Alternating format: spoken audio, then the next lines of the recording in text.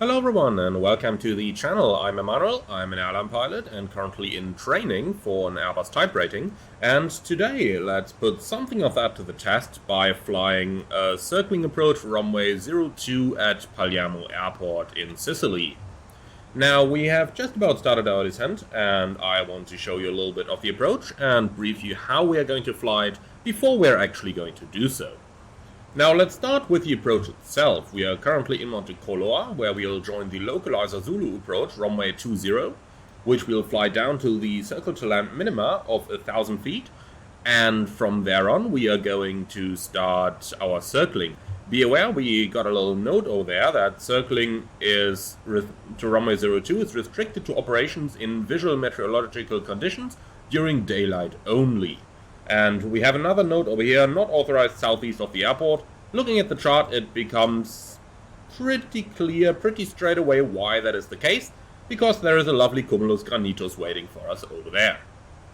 So, for the approach in itself, it is going to be a very, very scenic one. If we have a quick look into the radar minimum chart, you will immediately see why. The approach to runway 20 comes in from up here, and then we circle within the bay down here. Now, the approach itself is mostly going to be flown over the water, except for the very final part where we are turning towards the runway. However, it is going to be a very scenic one. Now let's start with some of the approach preparation over here. Our flight plan is prepared with the localizer Zulu approach, as you can see over here. And that obviously goes into the missed approach. Now what's worth mentioning over here, if you are flying a circling approach and at any point need to go around, you need to join the published missed approach of the procedure that you initially used on the approach to the instrument runway. So this is going to be your missed approach, even from the circling. And that's going to become important a little bit later, but first of all let's continue with how we fly the approach. So we've got the secondary flight plan prepared for runway 02 with the CF point in there. And this one will take active a little bit later on. Also, going back to the primary flight plan, we have our final descent point at the Fox, and I've inserted a speed restriction of 140 knots in there, which is going to equal our flap 3 maneuvering speed. So basically that we fly the entire approach as an early stabilized approach technique. Now let's go over how we're actually going to fly it.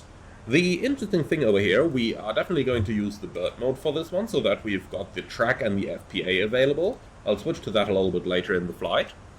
So we are going to use the bird, and the thing is, we need to level off at the circling minima. So for that reason, we should fly the approach in selected modes and not in managed modes. In other words, from the FAF, we're going to use the FPA mode in order to guide us down on the 3 degrees on the localizer approach. And we are not going to use the approach key, since otherwise the aircraft is not going to level off at the circling minima. So, selected modes are recommended. Waypoints can be entered before the approach to assist the flight crew in the circling approach pattern. However, they must not fly this pattern with the autopilot engaged in nav mode. And there has actually been a tragic accident because some people tried that. For that reason, I didn't even enter any waypoints. The navigation display in rose mode with a low range can be used for situational awareness, and in support to the timing technique, the flight crew should initiate the base turn when the aircraft is approximately on the 45-degree angle of the runway threshold. So, do note, the circling area, which ensures obstacle clearance, is based on a maximum speed of 180 knots for a Category Charlie aircraft. Maintaining f-speed during the circling procedure ensures that the aircraft remains within the safe circling area. Also, be aware, I did draw a 4.2 mile ring around the landing runway threshold, so that we have a visual representation of the area where it is safe to maneuver at our circling minima. So, at the circling MDA, we are going to perform a level off. At the missed approach point, if we do not find any visual references, we are going to initiate a go around as per the published procedure for runway 20. When the condition for the circling is satisfied, we're going to go into track FPA, pre-select the track of 45 degrees away from the final approach course, and that's going to be to the right hand side in order not to fly ourselves into the mountains. When wings level, we start the chrono, and after approximately 30 seconds, we are going to select the downwind track parallel to the landing runway.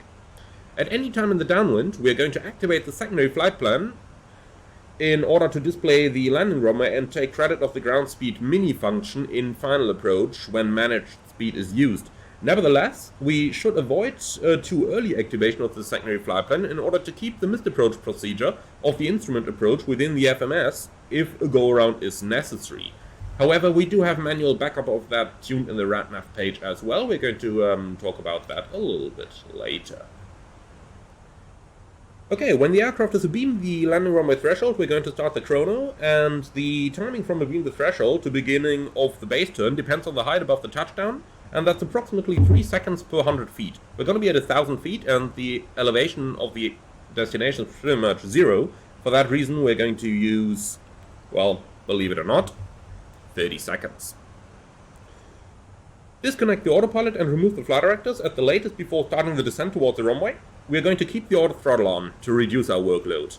To perform the final turn, initially maintain 25 degrees bank angle and maintain the altitude until visual references for the intended runway are distinctly visible and identifiable. Set the landing configuration when appropriate, but ensure early stabilization in final. And early stabilization for us means flap 3, gear down. When the aircraft is fully configured for landing, complete the landing checklist. If at any time during the circling procedure the required visual references are lost, the main objective is to climb and to leave the circling area into the missed approach of the initial instrument approach while remaining within the obstacle-free area unless otherwise specified. Okay, so what are we going to do then? Well, we'll start fairly easily. So let's have a look at the chart.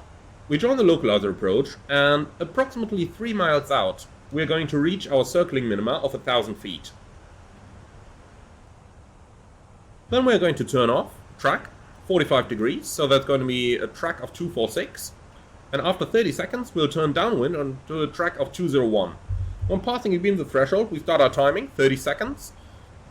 And after those 30 seconds, we're going to commence our final turn, extend flaps full, and read the landing checklist.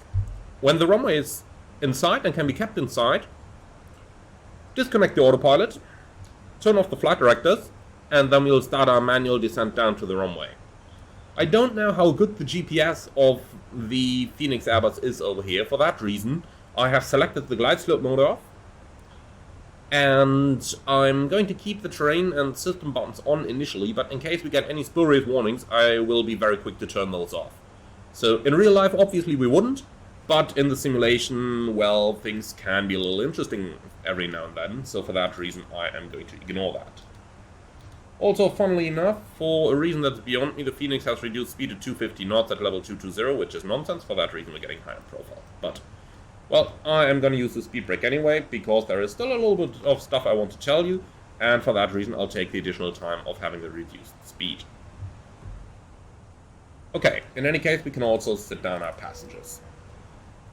So, the interesting thing is going to be in case we lose visual references and have to go around. Because then we'll have to make a climbing left-hand turn. Why left? Well, because terrain is on the right, and because we'll have to turn into the circling area. And then we'll fly back onto the instrument approach, and from there join the published missed approach. So that's all quite an interesting procedure there.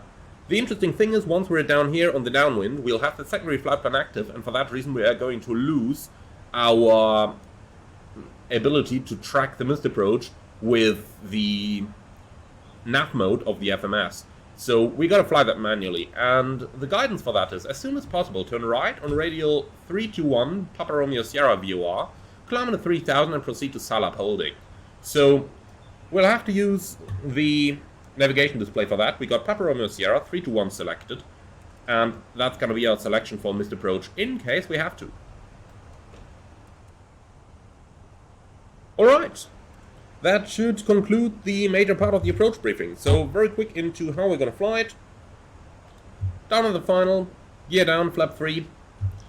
At the circling minima, level off, turn 45 degrees to the right, 246 track. Once wings level, 30-second timing. Then we turn onto the downwind, activate the secondary flight plan, abeam the threshold, start the timing for 30 seconds, and then start our final turn. At the latest, before the descent onto the runway, we have to disconnect the autopilot and remove the flight directors. For the final turn, maintain 25 degrees angular bank, maintain altitude until runway threshold is identified, then landing configuration complete landing checklist. And that is going to be the entirety of the procedure. Sounds quite easy. It is going to be the first time I'm actually flying this inside the simulator. I just read up how to do it based on the flight crew techniques manual. So this is going to be a first, not only for you, but also for me. And we've got a very, very scenic airport here. We can already slowly start to see it coming up. This is the local mountain, this is the airport, and that's the bay we're going to circle within. Alright then, let's go for a little bit, and then we're going to start our approach. Alright, we are approaching the platform, and we're 5 miles from our final descent, started the deceleration. The target is to get the airplane down to a 3000 level before we reach our final approach point, and then have it configured with gear down and flaps 3 by the time we do so. Okay, speed is nicely approaching the green dot, about 10 knots above it. We can select flaps 1, which we can do now. Speed check flap 1. So, at 9.3 dme from the ILS, we got that down here. We are going to start our descent.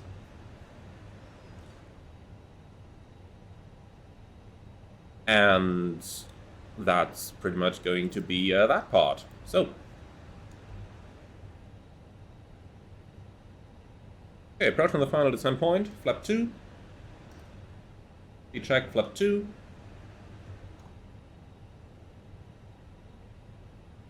Don't level off plane.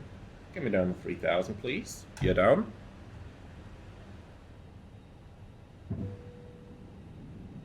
And flap 3. Speed check, flap 3.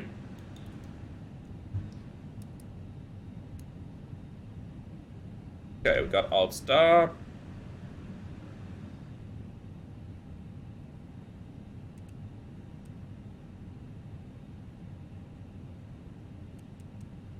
Okay. Come on, go into alt, please. Okay, anyway, down we go. So, 3 degree FPA.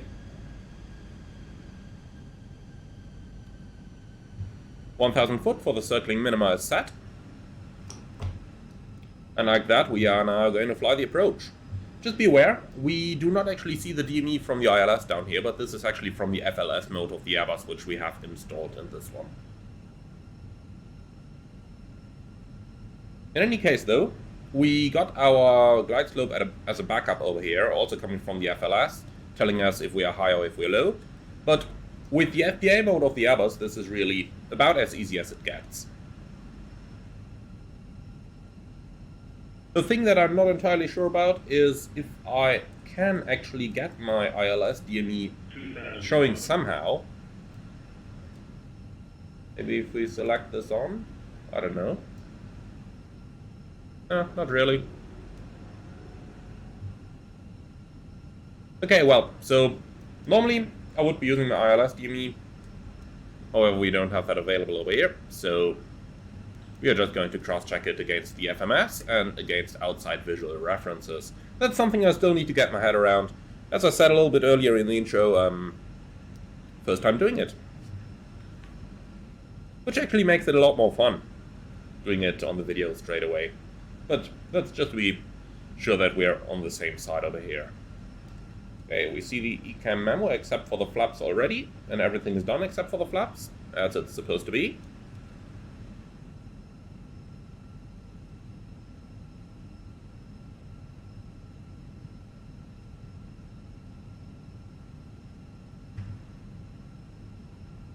Okay, when we're level, 246 track.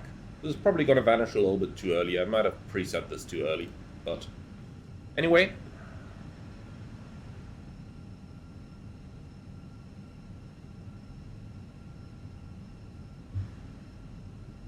Okay, we have the runway inside. We see 3 whites on the poppies. That is fine for us. By the way, the scenery in use is from Jetstream Designs. Very recommendable.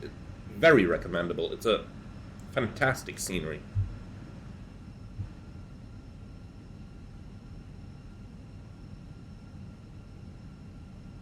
Okay, got out star.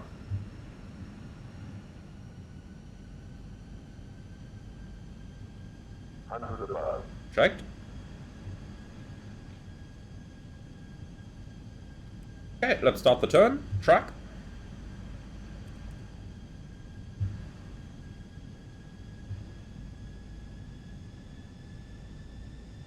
Alt.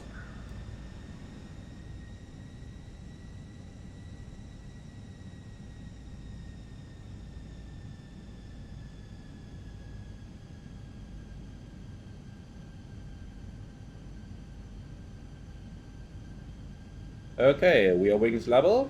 Timing, 30 seconds.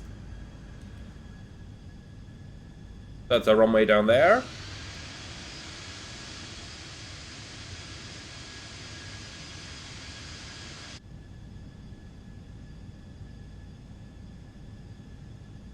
Our downwind track is then going to be 201 again.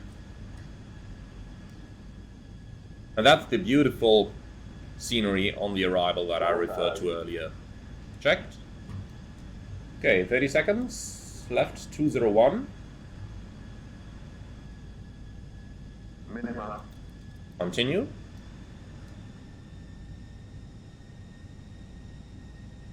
Okay, once we redeem the threshold, we're going to start timing for 30 seconds.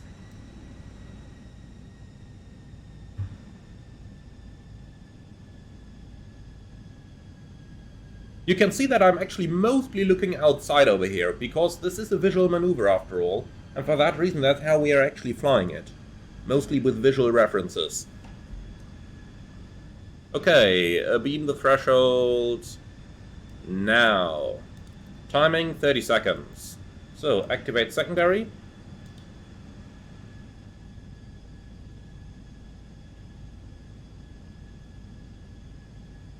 Oh boy, thanks.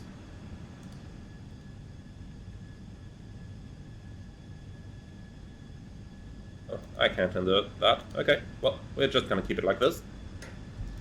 Okay, then we are approaching 30 seconds. Gonna start the initial turn with the autopilot. 30 seconds is out. Looking for track 021, which is the runway track. Now let's go flaps full. Speed check, flap full. Speed, speed, speed. Good job, Phoenix.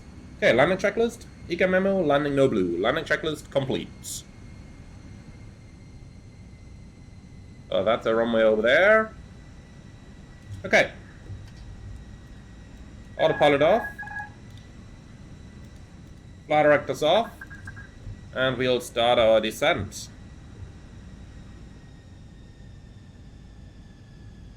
So where is my runway? There it is. Missed approach altitude. 3,000 feet set. Okay, 4 wides on the poppies. We got to descend a little bit faster here.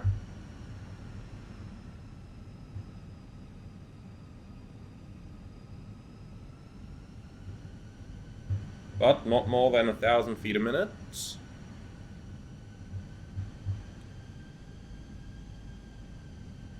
Okay, poppy shows 1 red. 400. And now we are right within the poppy again. Okay, looks very good. 3 wides again, that's fine. 300.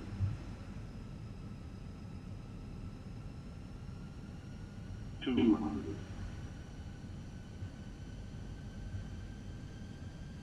100. 50, 40, 30, 20, retard. Okay, right onto the marker. Very good. So, reverse green, spoilers, decel.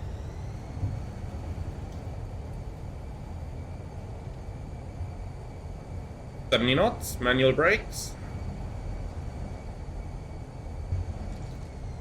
Okay, let's have a very quick look into the landing analysis from Sim Toolkit Pro. And here it is. So we touched down pretty much right on the markers where we're supposed to be. Tiny bit left of center line, but totally within an acceptable range as we return to it quickly.